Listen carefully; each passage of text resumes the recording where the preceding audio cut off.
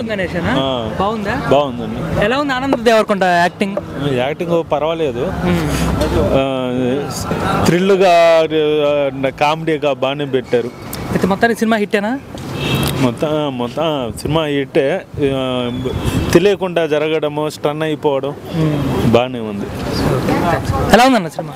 Movie చాలా బాగుంది. అసలు ఎక్స్పెక్ట్ చేయలేదు యాక్చువల్గా. ఫస్ట్ ఆఫ్ ఆల్ చాలా అంటే చాలా బాగుందన్న. ఆ క్లైమాక్స్ వరకు ప్రతిదీ ట్విస్ట్ లాగా ఉంటుంది అండ్ రివీల్ అయ్యే విషయాలు కూడా చాలా బాగున్నాయి.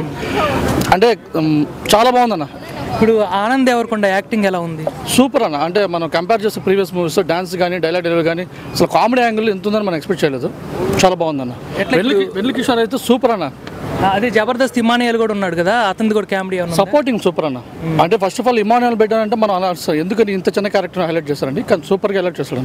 మొత్తానికి హైలైట్ క్యారెక్టర్ ఎవరిది అవ్వచ్చు అన్న సినిమా మొత్తంలో? నా డైరెక్టర్ అన్న. డైరెక్టర్ స్టోరీ రాసుకునే విధానం అండ్ ఎక్కడ ల్యాగ్ అనిపించదు అన్న. స్క్రీన్ ప్లే క్రిప్పింగ్ ఉందన్న, సూపర్ అంతే.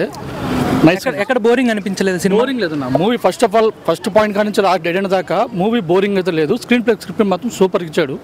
బాగుంది. మ్యూజిక్ ఎలా అనిపించింది? సూపర్ అన్న. నైస్. అంటే కొత్తగా ఉంది, బాగుంది. Okay, thank you. ఎలా ఉందన్న? చాలా కామెడీ ఎక్కువ ఉంది.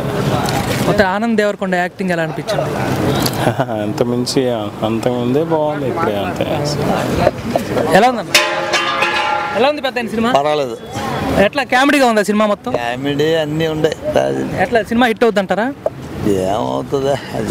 ఏ మూవీ గురించి? గమ్ గమ్ గణేష్ అనే కదా. బాగుందండి. బాగుందా?